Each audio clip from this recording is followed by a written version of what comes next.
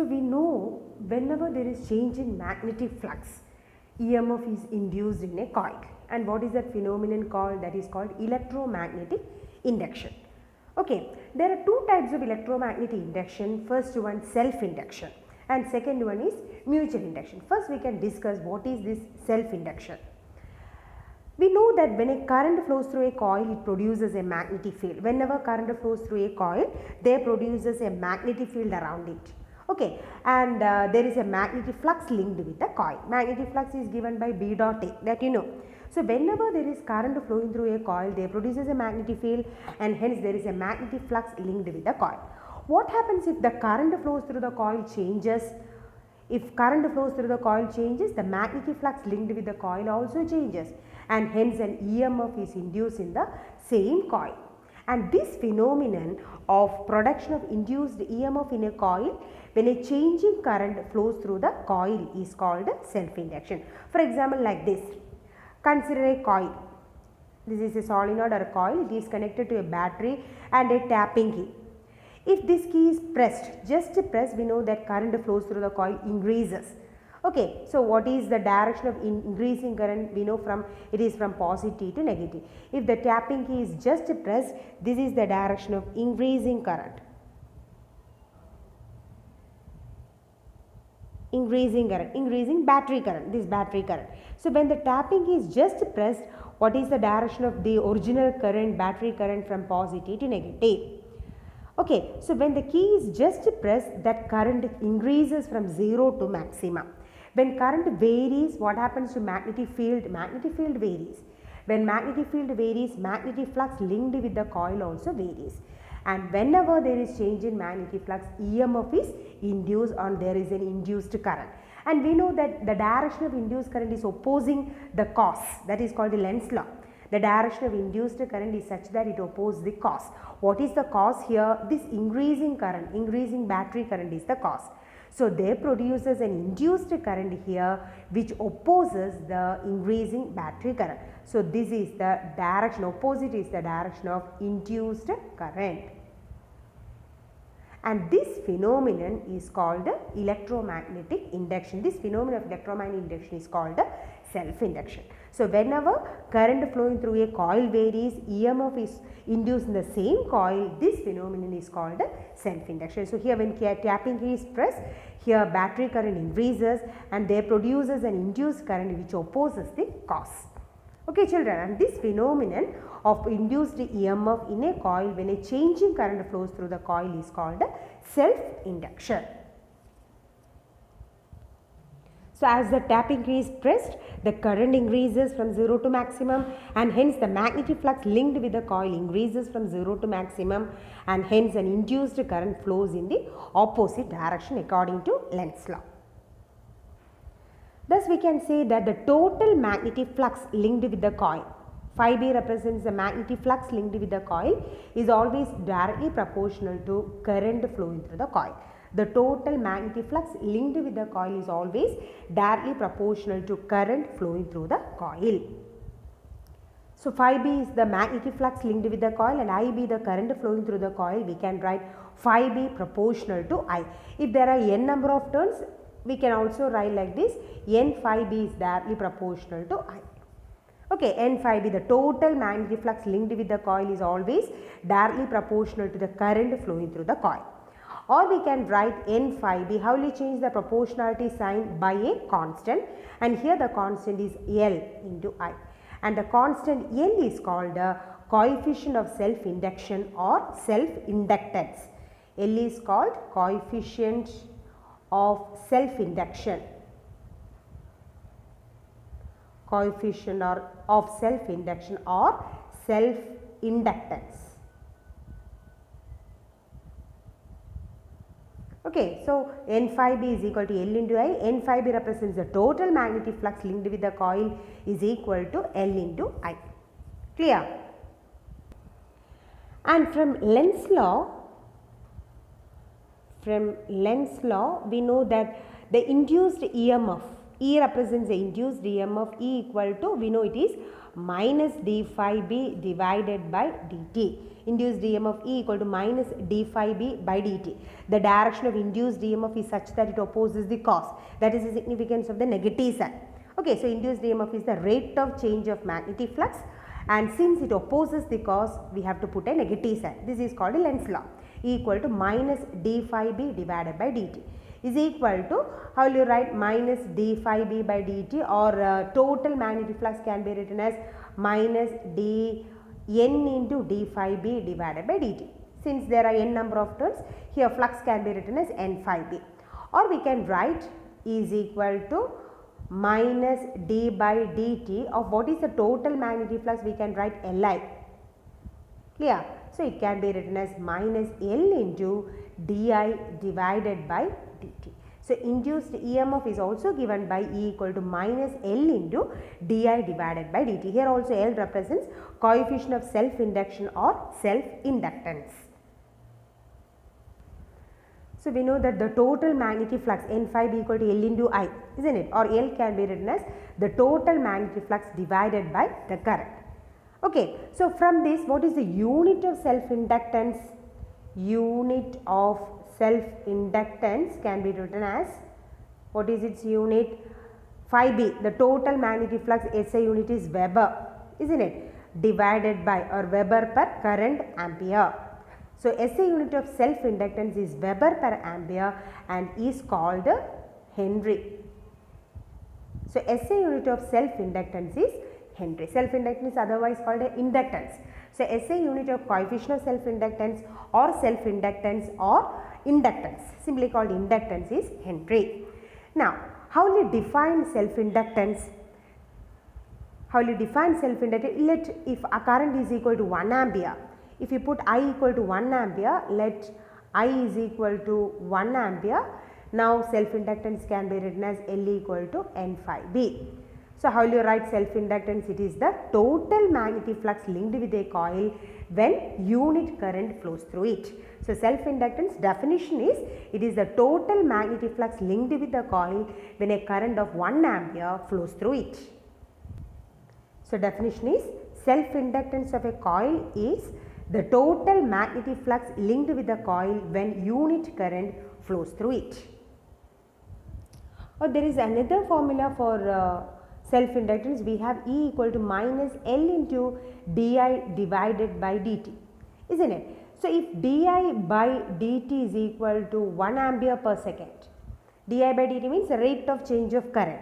Di by dt is 1 ampere per second. Now what is the induced EMF? Induced EMF is numerically equal to self-inductance, E equal to N, isn't it? So if self-inductance is also defined as, it is the EMF induced in a coil when rate of change of current is 1 ampere per second. So the numerical value of self-inductance is the induced EMF induced in a coil, or EMF induced in a coil when the rate of change of current is 1 ampere per second. So that is also another definition of self-inductance. So self-inductance is the EMF induced in a coil due to unit rate of change of current. So these are the two definitions for self-inductance. Okay. We have the formula for self-inductance equals magnetic flux divided by current. But self-inductance does not depend on magnetic flux or current. Even though there is formula, it does not depend. Because as current increases, magnetic flux also increases proportionally. So we have the formula, flux and current are directly proportional. So as current increases, flux increases, and hence this self-inductance remains constant. Self-inductance does not depend on flux or current. So it depends on what characteristics or what properties, depends on the geometric properties or geometric characteristics of the inductor. Okay, similar to capacitance. Capacitance does not depend on charge and voltage, or resistance does not depend on voltage or current. It depends on the geometric configuration. So similar to capacitance and resistance, inductance depends only on the geometric configuration. Now we can study what is the formula for self-inductance of a long solenoid. So now we can derive self-inductance of a long solenoid. Okay. Consider a long solenoid of length L, area of cross section A, total number of turns n and number of turns per unit length be small n. And small n, number of turns per unit length means small n equal to total number of turns divided by length. Okay, number of turns per unit length small n equal to total number of turns divided by length. If I be the current flowing through the solenoid, then what is the magnetic flux linked with the solenoid? We have the total magnetic flux is given by, we have the general formula n into b dot a or nba cos theta. Here theta can be taken as the angle between magnetic field and area, and magnetic field and area are along the same direction, and hence theta is equal to 0 because this is a solenoid. Here it is connected to a battery. So I be the current flowing through the solenoid. Here I be the current flowing through the solenoid, and direction of magnetic field is along the axis, and area vector is also taken as the same direction, and hence theta can be taken as 0. Okay, so total magnetic flux linked with the solenoid is given by n phi b equal to nba is equal to capital N. What is capital N? Small n be the number of turns per unit length, small n equal to capital N divided by L. So capital N can be written as small n into L. Magnetic field, what is the magnetic field inside the solenoid? It is given by mu 0 Ni from Ampere's circuital law. Ampere's circuital law second application is magnetic field inside a current carrying solenoid is B equal to mu 0 Ni. So we can substitute that area, let it be A. Okay, let it, if R be the radius of the solenoid, then we can write A is equal to pi r square. Okay, so either you can substitute A, or if radius is given, you can use the formula area A equal to pi r square. Okay, so total magnetic flux n phi b is equal to mu 0 nl into mu 0 ni into A, or it can be written as mu 0 n square I A L. Let that is the first equation. Clear? Then we have the total magnetic flux. Using the self-inductance formula, the total magnetic flux is also given by Li. The total magnetic flux, this is total magnetic flux is equal to here, total magnetic flux n phi b equal to Li. Okay, so using that total magnetic flux can be written as n phi b equal to Li. That is the second equation. We can equate 1 and 2. We can write Li is equal to mu 0 n square I A L. Okay, and I get cancelled. We can write the self-inductance L can be written as mu 0 n square A L. Okay, so self-inductance of a current carrying solenoid is given by L equal to mu 0 n square AL, where mu 0, you know, it is permeability of free space, small n is the number of turns per unit length, capital L A represents the area of cross section, and L represents the length of the solenoid. Or either otherwise we can write L can also be written as what is small n? Small n is equal to capital N divided by L. So it can also be written as mu 0 capital N square divided by L square into AL, because substituting small n equal to capital N divided by L. So you also will get L equal to mu 0 n square A divided by L. Okay children? L get cancelled, and L is also given by mu 0 n square A divided by L. Clear? So this is the formula for self-inductance, and from the formula itself we can show that self-inductance depends on number of turns, area, length and material. It depends only on the geometric configuration of the solenoid. If inside of the solenoid is filled with a material of relative permeability mu r, then self-inductance is given by L equal to mu 0 mu r n square L. If it is filled with soft iron core or any other magnetic material, then self-inductance always increases, and the value is L equals mu 0 mu r n square L. Now we can study what is the energy stored in an inductor. We know that the main use of an inductor is to store energy. Okay, inductor means a solenoid, and its main use is to store energy in the form of magnetic energy. We know in a capacitor, capacitor is used to store energy in the form electrical. Okay, in the electrical energy form, and the energy stored in a capacitor is U equal to half CV square or Q square by 2C or half QV. Okay, these are the formula for energy stored in a capacitor. Similarly, we can derive the formula for energy stored in an inductor. For a current I at any instant in the circuit, the rate of work done, we know that rate of work done is called power, isn't it? Power is equal to rate of work done, that is given by work done divided by time. And we know power is equal to voltage into current. Here we can write EMF into current. So power is equal to rate of work done is equal to EMF or voltage into current, induced voltage into current. And what is the formula for induced EMF? Magnitude, we can take the magnitude alone. Actually it is minus L into di by dt. If you consider the magnitude alone, we can write E is equal to L into di divided by dt. We have the formula. So substituting L into di by dt into I. So that is equal to dw divided by dt. We can cancel this dt and dt. Okay. So we can write small work done dw is equal to Li di. Now total work done is given by small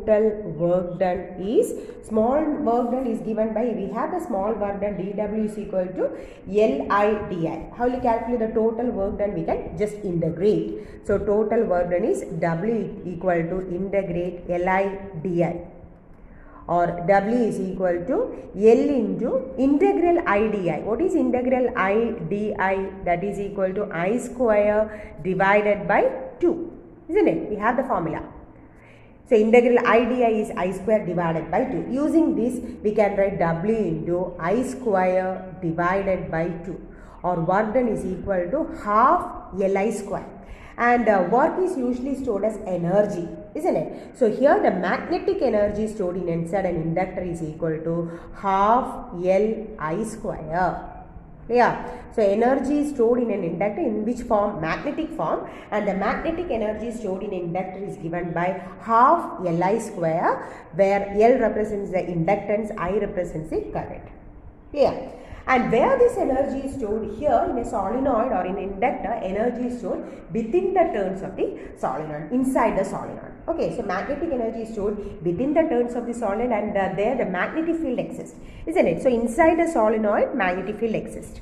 So if you consider a solenoid, a current carrying solenoid, where the magnetic field exists, magnetic field is inside the solenoid, and there the energy is stored. So energy is stored as magnetic form, and where inside the solenoid or within the turns of the solenoid where magnetic field exists.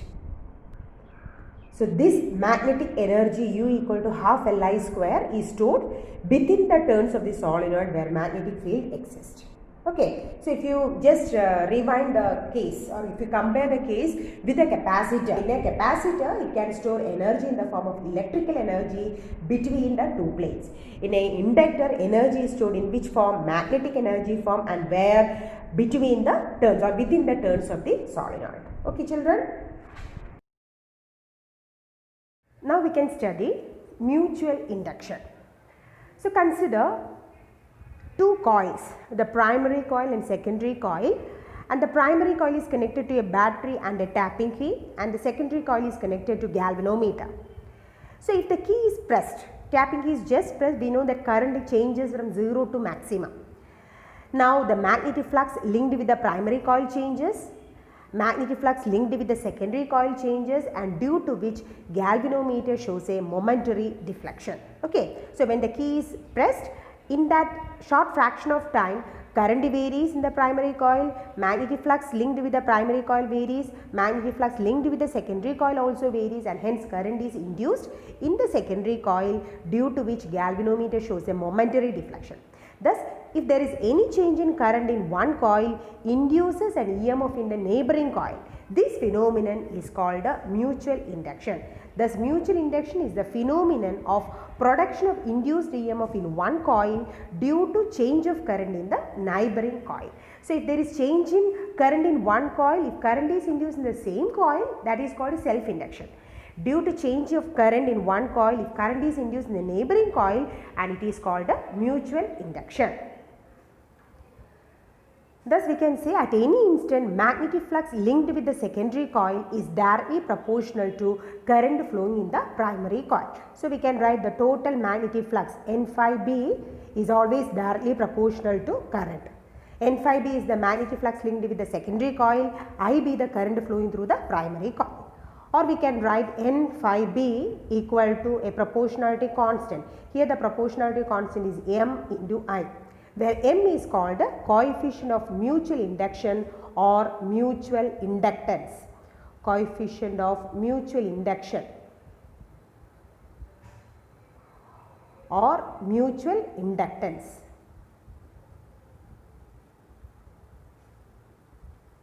It is represented by capital letter M. And mutual inductance M can be written as what is that? Total magnetic flux divided by current. Okay, and here also what is the unit of mutual inductance?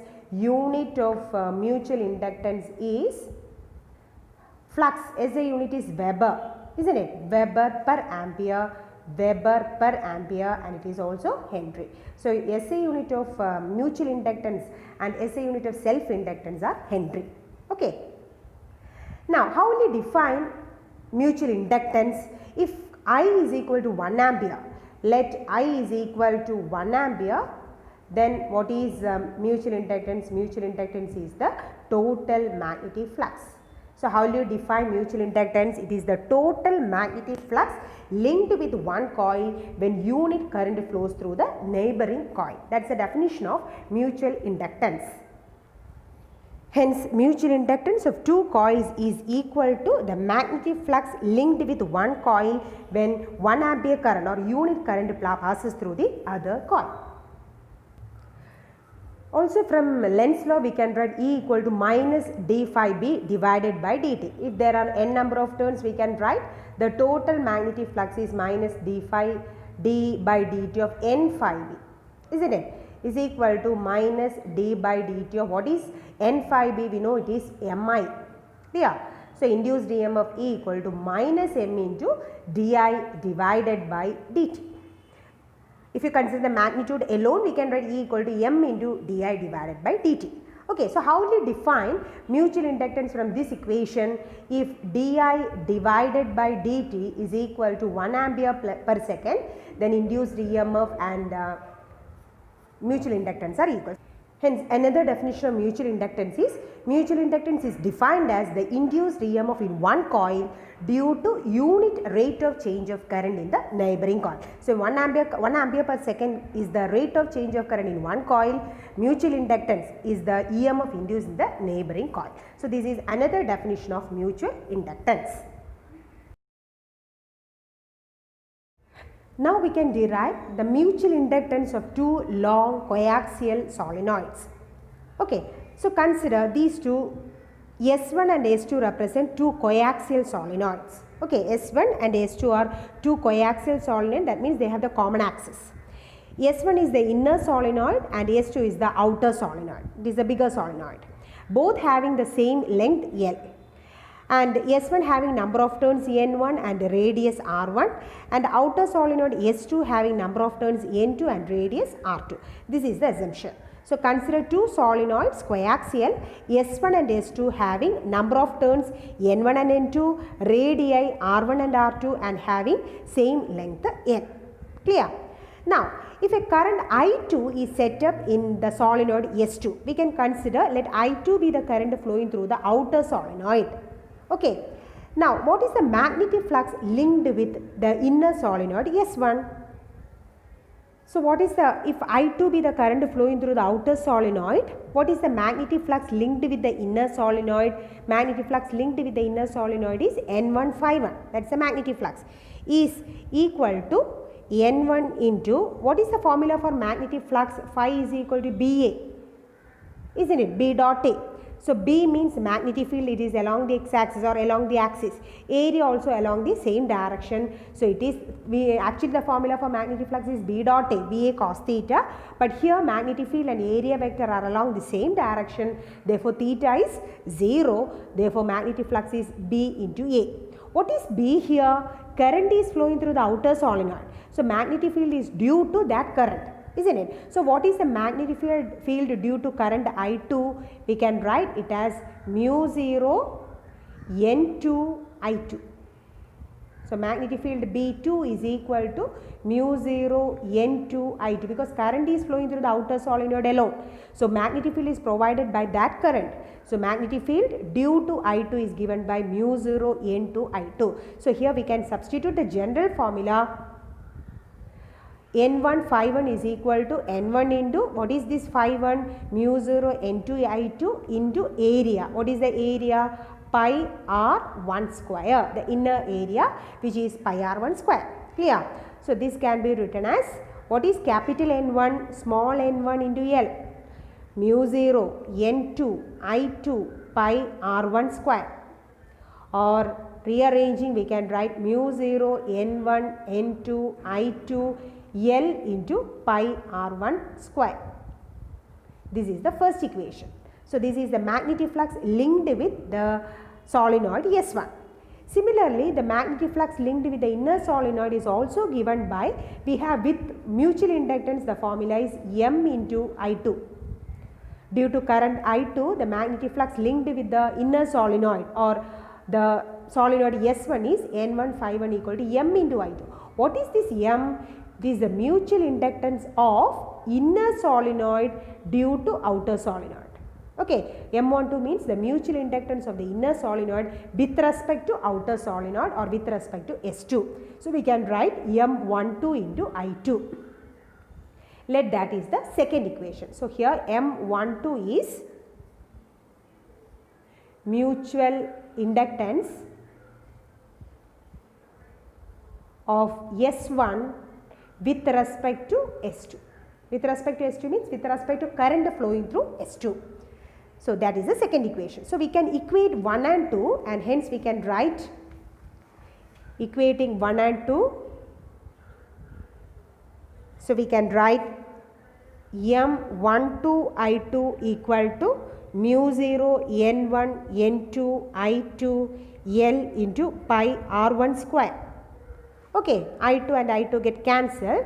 So what is M12? M12 equal to mu 0 N1 N2 L into pi R1 square. So mutual inductance of the inner solenoid due to current flowing through the outer solenoid is given by M12 equal to mu 0 N1 N2 L into pi R1 square. Okay. Now we can consider the reverse case.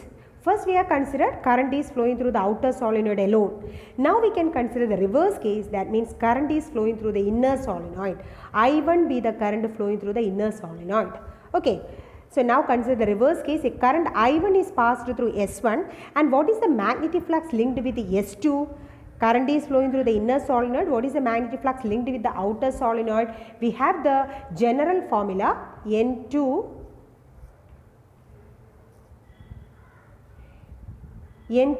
phi 2 is equal to, what is the general formula? N2 phi 2 equal to N2 into, what is phi 2? Phi 2 represents magnetic flux. Phi is equal to magnetic flux B into A. Okay, phi is equal to B into A. Here current is flowing through the inner solenoid. So magnetic field is also provided by that current. Okay, current is flowing through the inner solenoid. So magnetic field provided by the inner solenoid is mu 0 N1 I1. Clear? And what is the area here? Here area, the flux is confined only in the inner solenoid. Okay, flux is confined only in the inner solenoid. Here we have to take which area? The inner area, and the inner area is pi R1 square. Okay, don't get confused because flux is confined only in the inner area. So here we have to take not the outer area but the inner area, which is given by pi R1 square. In both the case we have to take pi R1 square, that is a common area. Okay, flux, even though current is flowing through the inner, here second case is current is flowing through the inner solenoid, magnetic flux linked with the outer solenoid, there also we have to consider the inner area because flux is confined only in the inner area. Okay children, so N2 phi 2 equal to N2 into magnetic flux phi equal to BA, and B is mu 0 N1 I1, and area is the inner area which is pi R1 square. Pi R1 square. Clear? Or we can write N2 phi 2 equal to, capital N2 can be written as small n2 into L mu 0 N1 I1 pi R1 square, or is equal to mu 0 N1 into I1 L pi R1 square. That is the third equation. Again, with mutual inductance we can write N2 phi 2 equal to M into I1. What is this M? Mutual inductance of second solenoid with respect to the first solenoid, M21. M21 is mutual inductance of the second solenoid. That means mutual inductance of the outer solenoid due to current flowing through the inner solenoid. So M21 is mutual inductance of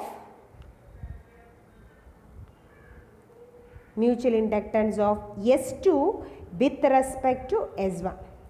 Okay, this one is the fourth equation. We can equate 3 and 4. Third equation and fourth equation can be equated, and it implies M21 I1 equal to mu 0 N1 N2 I1 L pi R1 square. Here also I1 and I1 can be cancelled. So M21 equal to mu 0 N1 N2 L pi R1 square. So mutual inductance of the second solenoid due to the first solenoid, or mutual inductance of the second solenoid with respect to the first solenoid is M21 equal to mu 0 N1 N2 L pi R1 square. So mutual inductance of second solenoid due to first solenoid and mutual inductance of first solenoid due to second solenoid are equal. In both the case, mutual inductance is mu 0 N1 N2 L pi R1 square. Clear? So thus we can say that mutual inductance depends on number of turns, length, area and the material. Okay, that means mutual inductance also depends only on the geometric configuration similar to self-inductance.